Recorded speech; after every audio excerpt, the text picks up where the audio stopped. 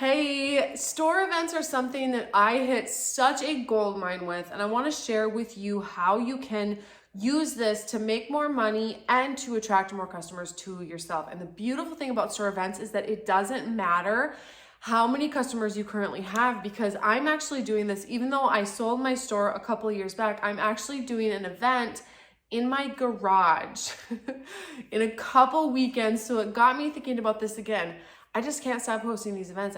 I can't stop. And so it's just to my friends though, because I don't have my customer list anymore. I sold it to the new store owner. So it's just to my friends and the people that I have met since then.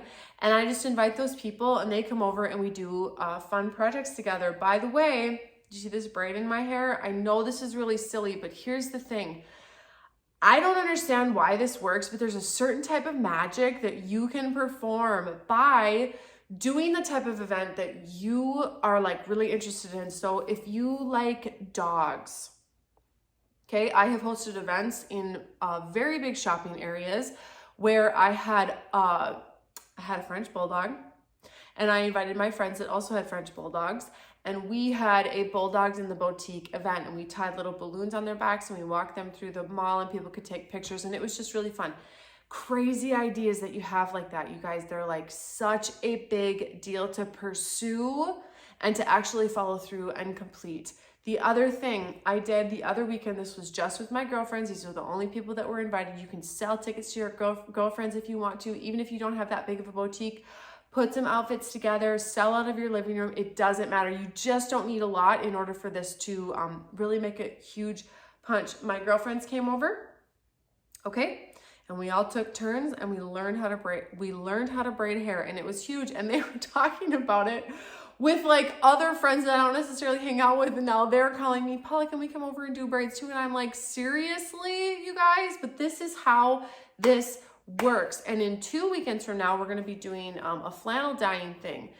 Here's what I want to point out. If you don't make jewelry, or if you don't have a bunch of dye for flannels, to do flannels, if you are not educated in that, don't do that as an event. Maybe for you, you know how to train dogs.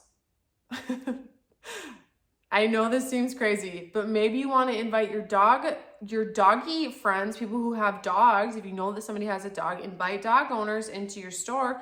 Do a little class for training. I'm not joking right now. I am dead serious. Anything that sort of like connects the dots for you, that's going to light you up. I have made wreaths with people. I have Christmas wreaths with people. I have designed people's closets. I have done styling sessions. I have done minimalistic closet planning, shopping.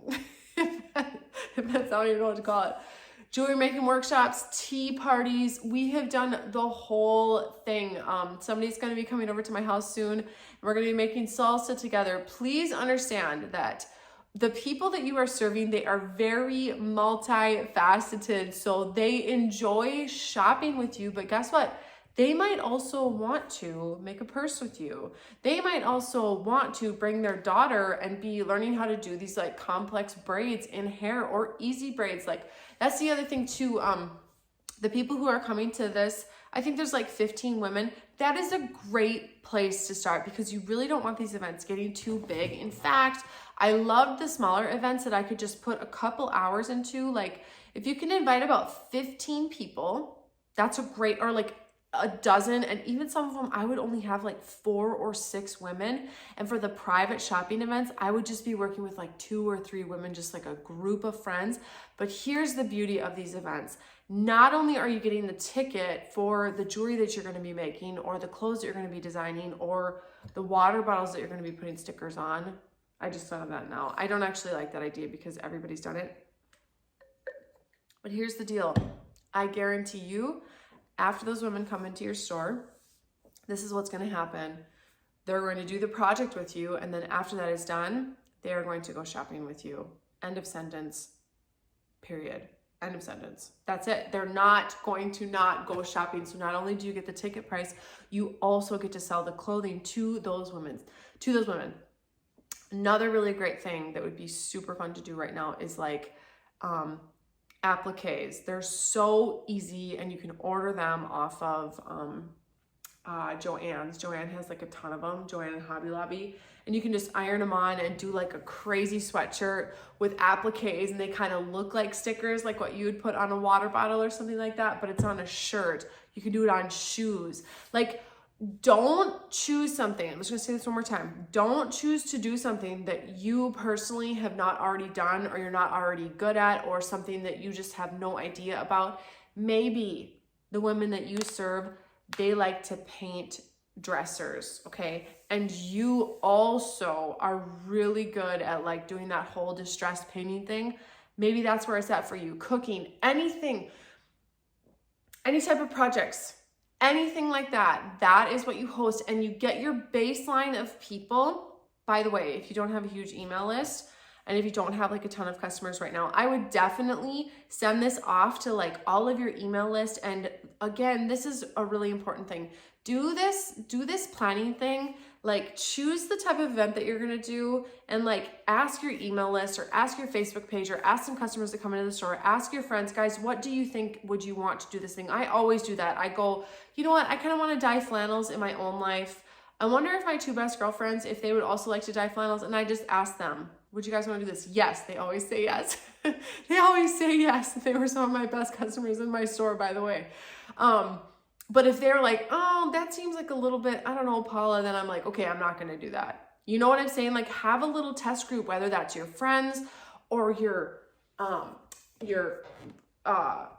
email list or people that come into your store. It doesn't matter. Have a little test group and then see how they respond to it. Give a couple weeks to do that, okay? Give yourself enough time.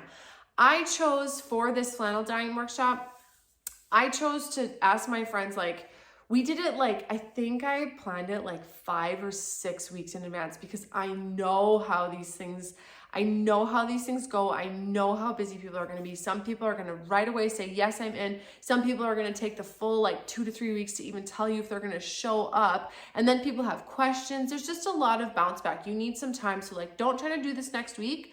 Plan a store event for like 6 to 8 weeks from now. And I promise you that will work so much better than if you try to do this in like a short period of time. You'll get way better results if you do it this way. And then talk about it. Invite your friends by text message.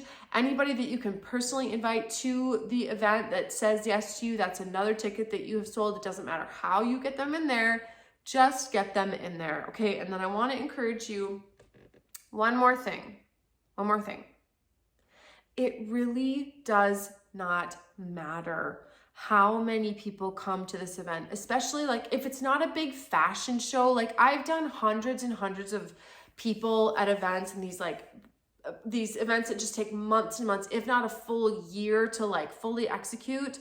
That's not the type of event that I want you to start with. I want you to pick something that's going to be something that you can do within like a couple hours. Like, you have an hour and a half maybe to do the thing. You want to make one piece of simple jewelry.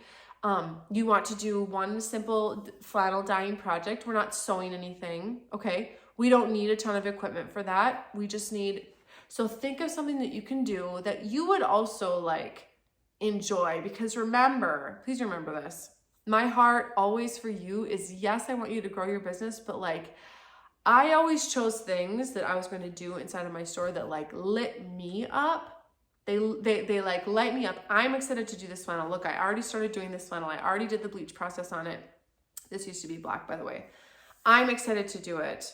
And that makes it much more sustainable for you to do these events. And so we have got on the calendar, we're going to do this flannel event, and then about 4 to 6 weeks later, I already have another thing that I'm going to invite all of the people that are at my flannel party.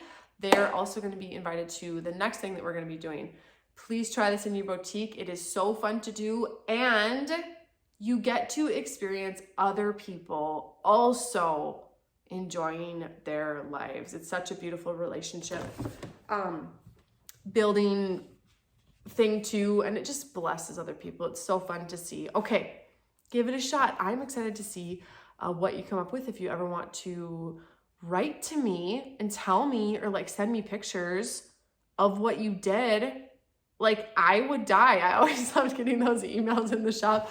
Paul, I did this thing that you showed me to do, or like, look at my daughter wearing this shirt. I was always like, oh, I love it. It was like the best part. Okay.